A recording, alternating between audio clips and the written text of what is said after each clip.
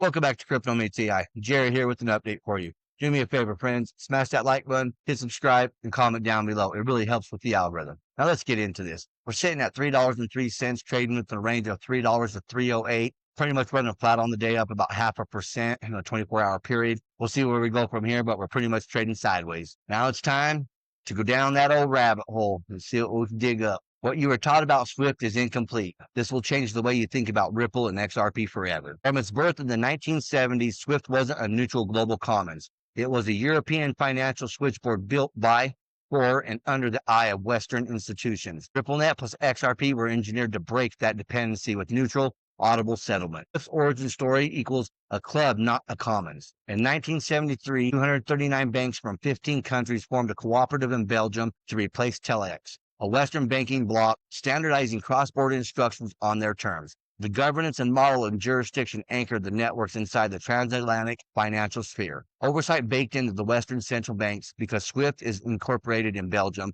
The National Bank of Belgium leads oversight, supported by the G10 central banks, a structure that formalizes Western public sector influence over a private member utility. Neutral yet overseen by a small club of advanced economy central banks. Governance concentrates power. Swift is a cooperative under Belgium law. Shareholders elect a 25-member board via national member groups. Representation is proportional to the message volume. Large Western institutions build outsized influence by design. Messaging equals money movement. Swift does not move funds. It passes instructions through long correspondent chains. Result, pre-funded nostro-voso balances, 50-day settlement, opaque fees, and poor traceability. The opposite of real-time finality. The neutral network as a policy tool.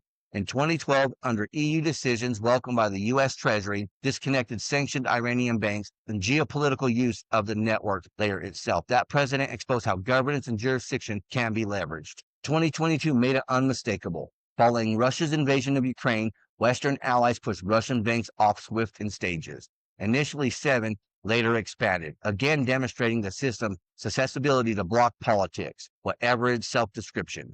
Even Swift modernization shows legacy drag. The migration to 222 CBPR Plus only went live in March of 2023. MT decommissioning is slated around late 2025, a slow multi-year retrofit of 1970s plumbing to a richer data standard. Neutral or not, it's still the cartel's old switchboard catching up. RippleNet is a different animal. RippleNet offers real-time messaging, clearing, and settlement over one API with on-demand liquidity, ODL. It sources liquidity via XRP as a neutral bridge, eliminating pre-funded nostro-voso accounts and collapsing settlement to seconds. This is value movement, not just instructions. XRP Ledger is neutrality by architecture. The XRP Ledger is a public decentralized blockchain. XRP is its native asset. Ripple's ODL uses XRP as a near-instant bridge between currencies, enabling audible final settlement that's geographically agnostic, precisely what a non-block rail system requires. Why neutrality matters. A messaging coup overseen by G10 authorities can be and has been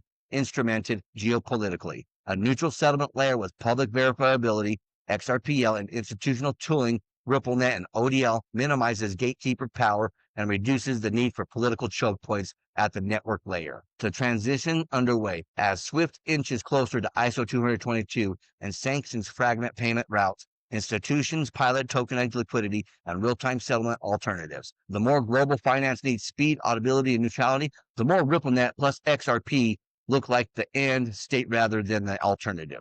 If you found this information valuable or helpful, please share, like, subscribe, and comment down below. And of course, the Fed will start the money printers in Q4 of this year. 2 rate cuts, which means trillions will flow into capital markets. We're about to enter the parabolic phase where altcoins will explode 10 to 50 times. Lock and load, get ready, my friends. And I do believe this is 100% true. They need retail in Bitcoin near all-time highs, so the wells and institutions have exit liquidity. That's always been the classic playbook. And let's not forget all the XRP ETFs that have been filed.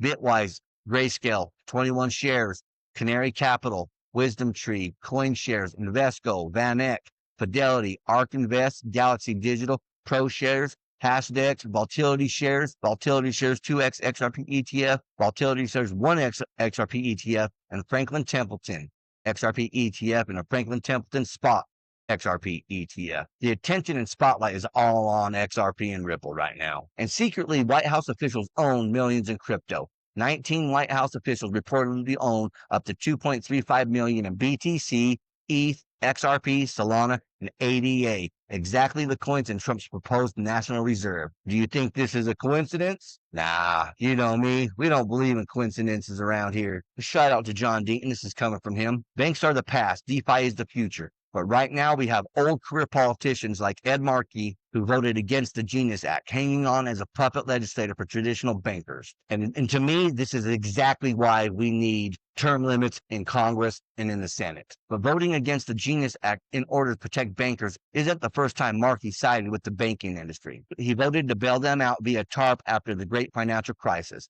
They created the problem through greed, then they get bailed out by the taxpayer money because they use scary words like systemic risk. And career politicians like Markey rewarded them with trillions of dollars. But that money didn't get used to help regular hardworking Americans. It was used to line bank executive pockets with fat bonuses. And that's what the banking system and an 80-year-old man living inside the bubble of Washington, D.C. for 50 years believes needs protection. When you go to Washington looking like the first pitcher, and 50 years later you're still in Washington looking like the second pitcher, asking for another 6 years, which would make you 86 years old after 56 years in DC, it might be time to retire. And like I said, this is the exact reason why we need term limits in Congress and in the Senate. You have term limits for governors and you have term limits for presidents. It seems only right to be able to get these corrupt politicians and politics out of our government. And XRP breaks into the top 100.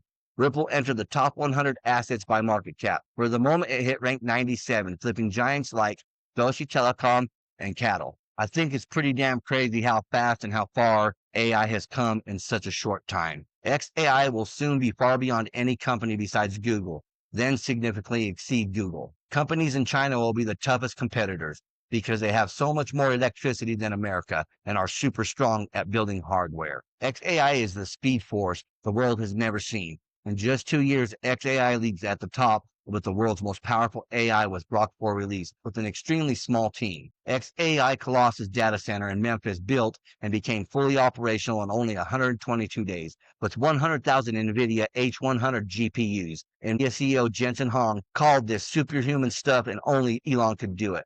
Later, it was doubled to 200,000 in 92 days. The AI revolution is upon us, my friends. And last up, Santander and Ripple powered payment system is officially live. With OnePay FX and Ripple's XRP on-demand liquidity, you can now send cross-border payments in near real time, real adoption, real scale, real impact. This isn't the future, it's happening now. And I'm telling you again, my friends, the institutions are here. Well, that's what I have for you folks. Until next time, stay savvy, stay stacking, and I'll catch you in the next one. If you enjoyed this, smash that like button, hit subscribe, and comment down below. And if you want more crypto deep dives, check out our videos right here on Crypto Meets AI. Thank you for watching. Remember to always do your own research. This is not financial advice.